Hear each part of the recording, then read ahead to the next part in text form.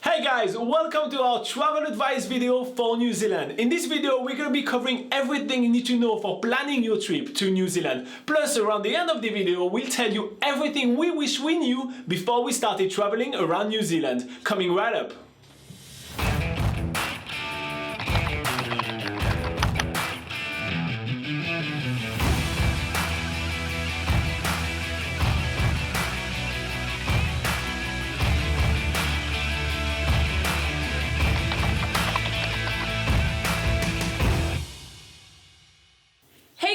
We're Robin and Laura, the team behind BackpackerGuide.NZ, helping you plan an epic trip in New Zealand.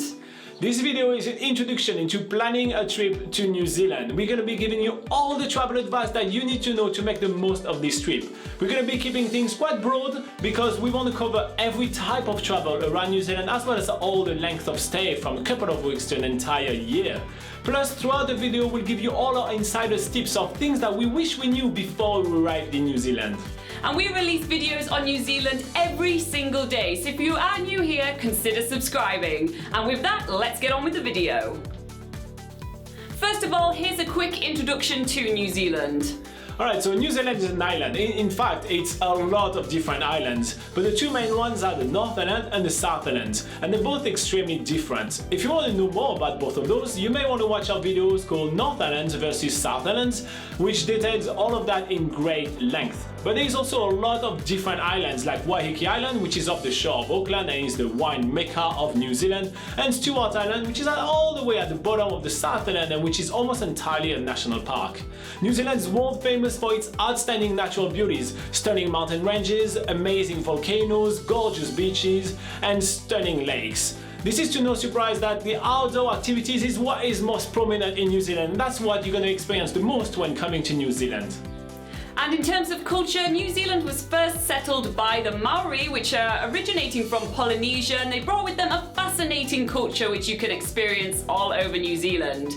But in the 1800s, New Zealand was then colonised by European settlers, more specifically the British, that brought a more Western culture to New Zealand, which you can experience more of in New Zealand today. And a lot of sheep. A lot of sheep.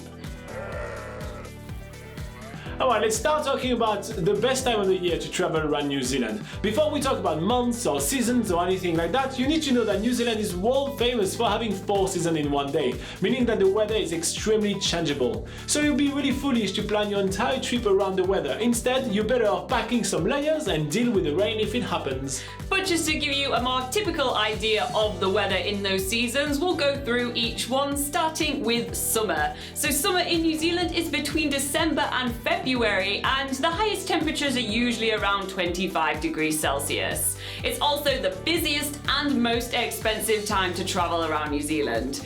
Next is autumn, which is between March and May, and temperatures can be anywhere between 6 degrees and 20 degrees Celsius. It's also starting to get a little bit less busy, and the prices drop along with that. Winter runs from July to August and the temperatures can go as low as 5 degrees Celsius, but that's mostly on the South Island. The whole country is pretty empty, there is not that many tourists around aside from the ski resorts, of course. Then next up is spring, which is running between September and November, and the temperatures at that point of the year are all over the place, so it'd be a bit foolish for us to give you some averages. This is another one of the shoulder season of New Zealand where there is not that many tourists but the weather is much better, so it's one of our favorite time of the year to travel around New Zealand alongside with autumn. We have more information about the weather and the season and the climate in New Zealand in the link number 1 in the description below. Next up, we're going to tackle what do you need to bring to New Zealand. Now, we are going to bring out a proper packing guide video pretty soon on YouTube, but until then, check out link 2 in this description below for a full article on the ultimate packing guide to New Zealand. But in this section, we're going to concentrate more on the more practical things like the paperwork that you need to bring with you to New Zealand, like visas, travel insurance, stuff like that. So take it away, Robin. Alright, visa-wise, if you're coming here as a tourist, you usually have a free 3-month visa. It's kind of an automatic one with your passport. It depends on the country that you are from, so you can go online on Immigration New Zealand website. There is a link below as well, and I will tell you if you do actually need a visa or not to be a tourist in New Zealand. There is also some other type of visa, like the working holiday visa in New Zealand, that allow people from 40 different countries to come in New Zealand for up to 1 year working and traveling. We have heaps of content about that on our website because that's the ultimate way to backpack around New Zealand, so check the link 4 and 5 in the description below. There is also the visa like student visas or business visa, but we're not going to cover that right now. Next up, you're gonna need to get yourself a travel insurance. It's mandatory if you're on a working holiday visa, and it's recommended even if you're not. So you want to make sure that your travel insurance covers your flight, hospitalization, and repatriation as well, meaning that if you do have a very serious disease or illnesses, you'll be flown back home at their expenses, not at yours. Finally, you also want to bring a bunch of IDs with you, mainly your driver license so you can drive in New Zealand, and maybe an international driver license so you are sure that you can drive in New Zealand, and of course your passport, but that's pretty obvious, otherwise you're not getting into the plane. Finally, money-wise, you're gonna want to bring a little bit of money. If you're coming in New Zealand on a working holiday visa, you're gonna want to bring some money to put onto your bank account as well, because you're gonna need a functional bank account to get an IRD number, which in turn will allow you to work in New Zealand. Otherwise, if you're coming here as a tourist, you can use your credit card pretty much anywhere, but you have to know that you will often be charged an extra fee to use it, so you may want to get yourself some New Zealand dollars, which are the local currency. Next thing you need to consider is how long you have to spend in New Zealand. Now, unlike other holiday destinations where you usually spend time in one place, New Zealand has so much to offer all the way around the country, so many different sites, so many different things to see. You'll definitely want to travel around. However, although New Zealand is quite a small country, it's only around 260,000 kilometers squared, there's a lot of mountains and stuff, so it takes a long time to travel around. But with all that in mind, here are some itineraries.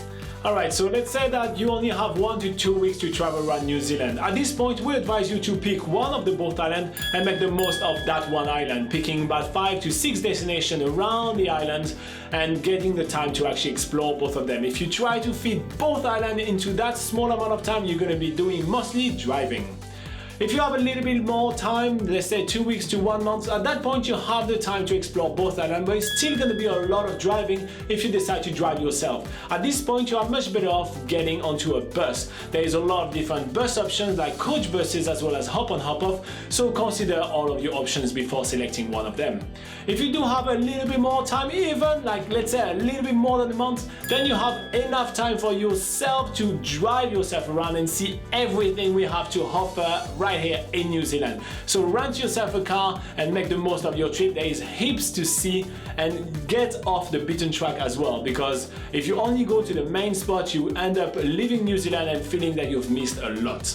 Finally, if you're here for more than 2 months, that means that you're probably on a working holiday visa here in New Zealand, meaning that you're going to be splitting between working and traveling around the country. At that point, your best bet is to buy yourself a car so you can travel and see everything and save heaps of money on transportation and sell it back before you leave. One tip though, make sure you have enough time to sell it at the end of your trip. Now let's talk about the different ways to get around New Zealand, starting off with buying your own car or camper van. If you are in New Zealand for more than 3 months, this is definitely the most cost-effective way to travel around New Zealand. However, you have to remember that you need to allocate yourself enough time to do that. It's going to take you at least 2 weeks before starting to travel in order to sort out everything you need to do to buy your car in New Zealand, and about 2 weeks before you leave New Zealand in order to have enough time to sell it. If you are buying a camper van, make sure that it's fully self-contained, meaning that you will be able to sleep in it and save heaps of money on accommodation. Otherwise, you'll have to include the price of hostel night or campsite in your budget. We also have a video on all about traveling New Zealand by car, which we will also link up in the description below. But next, how about renting a car and a camper van? Renting a car or camper van is definitely a great option if you are staying in New Zealand for under a month. This is quite expensive, but it will give you the freedom to make the most of your time here. You'll be able to go anywhere and do anything. What about traveling New Zealand by the national coach buses? We have two main companies of coach buses in New Zealand. We have Monabus and Intercity. They are dead as cheap and they take you from point A to point B in no time. It's a really good way to travel around New Zealand if you want to do it on a budget and if you do have spare time.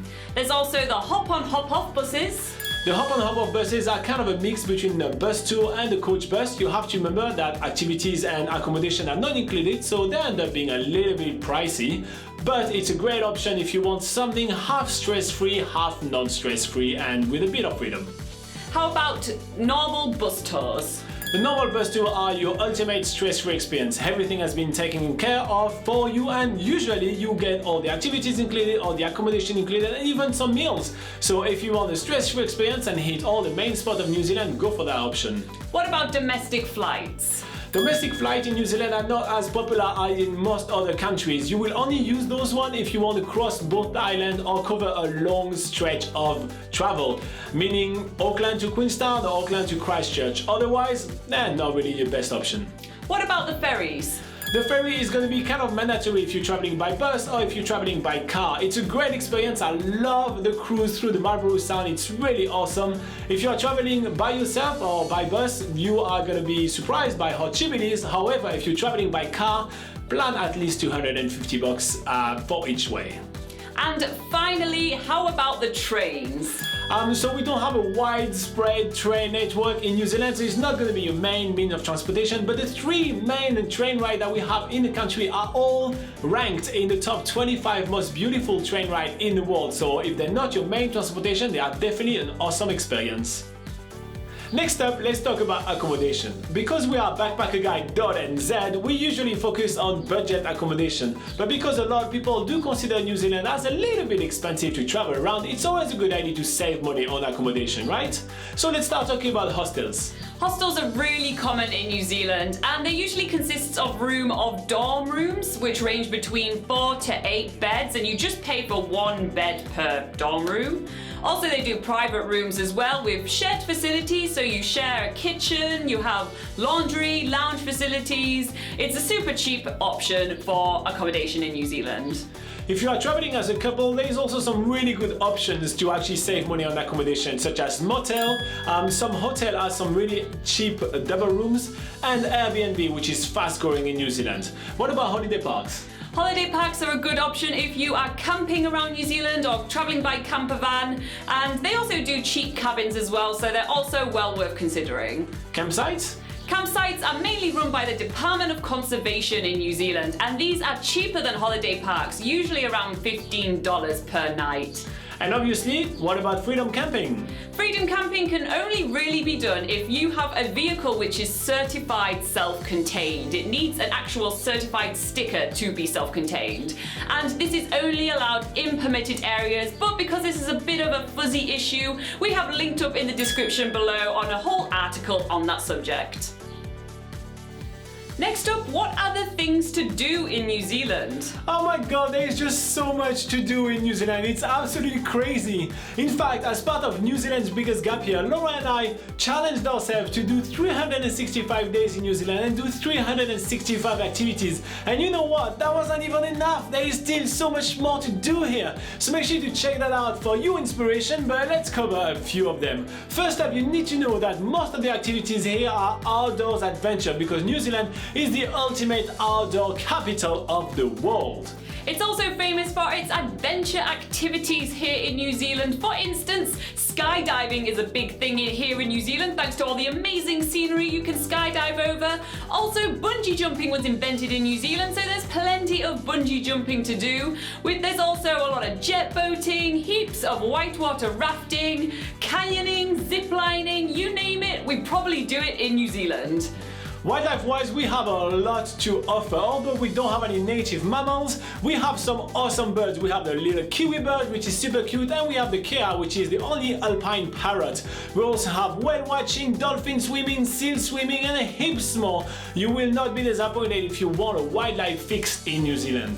A lot of people also come to New Zealand just to experience the raw scenery. So New Zealand is amazing for its natural beauty, and the best way really to experience this is by doing hiking. There's so many hiking trails in New Zealand. Also, you can experience the scenery through scenic flights, for instance, or cruises as well. Another really big draw card for New Zealand is the Maori culture. It's such a fascinating and super interesting culture. You can experience that through Maori villages, you can do overnight stay, which even include hangi, which is the traditional Maori meal. You can carve your own greenstone pendant or just buy a greenstone pendant if you're a little bit too lazy. But there's heaps to do right here, and most of the little forests and walks around New Zealand are bathed into Maori myth and legend, which I explained often on the dock signs. And finally, foodies do have something here in New Zealand as well. There's a huge wine and craft beer scene. There's wineries and vineyards all over New Zealand, and craft breweries are pretty prominent in the country as well. Next up, where to visit in New Zealand. There is heaps to see here, it's crazy. Again, I invite you to check out New Zealand's biggest gap year, 365 days, 365 activities and heaps to choose from. So that should help you pick where you want to go and what you want to see, because we went everywhere. However, let's give you a few pointers. North Island, Laura? So on the North Island, right at the top, we have the region called the Bay of Islands, which is really famous for its water activities, seeing the different islands and the beaches, and a few marine mammals up there as well. Then moving down to Auckland, which is the largest city in New Zealand. It's really cool because it's got lots of volcanic cones to go check out and islands around there as well. Then there's Rotorua, which is the geothermal and Maori hub of New Zealand, and then there's Taupo on the edge of New Zealand's largest lake, and that's got loads of adventure activities like skydiving and bungee jumping. Then we move on to the Tongariro National Park, which has loads of beautiful volcanic scenery and has the popular Tongariro Crossing, which is a one-day hike. Then there is the Whanganui National Park, which has the Whanganui River going right through the middle, and you can do like a multi-day canoe journey down there. That's really awesome as well. And then in the Taranaki region, you have Mount Taranaki right in the middle. It's a beautiful cone-shaped volcano with forest around it. And then finally moving down to the south of the North Island to the capital city of Wellington, which is New Zealand's capital city, just said that, but it's also a funky alternative city, lots of art, lots of culture. You will love it. On the South Island there is heaps to do as well. On the Marlborough region, which is right on top of the South Island, there is the little township of Picton where the ferry arrives. The whole Marlborough area is world famous for its wine, and the Marlborough Sound itself is really worth exploring. There is heaps of water activities to be done there. Then moving on a little bit on the west coast, we have the Albert Tasman National Park. This is on top of the South Island as well, but just on the west of it. It's a gorgeous national park. You've probably seen hundreds of pictures of it. Great for kayaking and exploring the golden sand beaches. On the west coast of the South Island as well, we're having a lot of stuff to do. There is Westport, where you can do a lot of surfing. There is the Franz and Fox Joseph glaciers, which are totally worth exploring. When was the last time you actually stepped on an ancient glacier? Then moving on, you got Queenstown and Wanaka, which are the adventure capital of New Zealand and also adventure capital of the world. Heaps of stuff to do if you want to get an adrenaline fix. The Southland region has heaps to offer, both Milford Sound, which is one of the 8th wonder of the world, actually the 8th wonder of the world, according to certain publications. Then on the Southland there is heaps to do as well. It's a really untouched part of the country. All the way at the bottom we have Stewart Island, which the entire island is a national park, and it's including one of the New Zealand Great Walk, the Raikira Track. Moving back up, we have the little city of Christchurch, which is actually the biggest city on the South Island. It was struck by an earthquake and there is still some massive scar around the city to be checked out. It's quite impressive and humbling to check that out, but if you're in Christchurch, I recommend going to Akaroa, which is the French city of New Zealand, so obviously I love it, but it's also a wildlife paradise with blue penguins, the little Maui dolphins, which are super rare. Actually, it's Hector or Maui, one of those. Hector? It's Hector dolphin, here you go. And then going back up, you have the town of Kaikoura, which is another wildlife paradise with awesome whale watching, seal swimming. It's absolutely unmissable. Plus, South Island is the place you want to be if you're looking for snow sports. Next up, let's talk about food. Everybody's got to eat, and in New Zealand, most of the food is pretty westernized. A lot of fried food, fish and chips, burgers, pizzas. But if you head to the New Zealand cities, there's a wide variety of international food. But to talk more about food, shopping, and stuff like that while you're traveling around New Zealand, we will talk to Robin. Alright, so the first question that we receive food-wise is, what is the New Zealand traditional dish?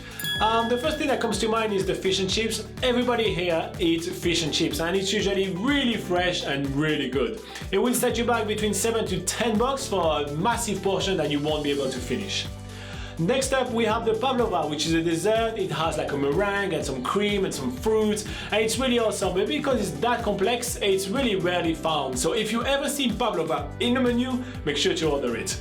Finally, there is the hangi, which is the traditional Maori meal. That is absolutely awesome food cooked underground, and you will be served the hangi in almost every Maori tour that you're going to be doing. So make sure to do an evening Maori tour so you have a massive dinner. Now, saving money on food. We're talking about supermarkets right here. New World, Countdown, Pack and Save, and Foursquare are the name of the main chain of supermarkets around the country, and expect to pay about 20% more than what you used to pay in the US, about the same price in Australia, and roughly about the same price than in Europe for food. Consider that it will take you between $5 to $10 a day to feed a person while cooking in a hostel. Next, going out for a meal at the restaurant because the girlfriend is mad and you have to redeem yourself. So you will be usually paying between $20 to $40 for a main, and you will be able to save a lot of money on tipping because that's not mandatory in New Zealand and almost no one does it. Because we gotta stay connected, let's talk about cell phones and internet. Let's address the elephant in the room. Wi-Fi is not that great in New Zealand. You're gonna find it often in every accommodation, cafe and libraries, but it's not gonna be super fast. So how to deal with the internet while on the go? Well, you're probably gonna want to get yourself a New Zealand SIM card if you stay in New Zealand for more than 2 weeks. This will allow you to get connected and actually don't pay as much as you will be paying when roaming, because that costs a lot of money. There is a heaps of different cell phone providers in New Zealand. We like one called Skinny. We think it has the best connection and very fair prices. But if you want more information about that, check out the link below. We have a full article on Backpacker Guide about that very subject. One of our main tips to deal with the internet while on the go is to save data on GPS. Most of you guys are going to want to use your phone as your main GPS. So download the maps when you are on Wi-Fi so they stay up to date on your phone and you don't have to actually update it as you go. This will save you heaps on data and you will thank us later. Alright, we really hope that this really truly helped you in planning your trip in New Zealand. We obviously have heaps of content for you guys both here on YouTube or on BackpackerGuide.NZ, so make sure to check both of those out. By the way, if you want to keep up to date with everything you need to know about traveling in New Zealand, make sure to subscribe below because we publish videos like this one all the time and you're gonna really love to stumble upon those videos once in a while. Anyway, thank you so much for watching the videos. Any comments, any questions, any requests for our next video, make sure to comment below. We love to hear from you guys, and until then, travel safe.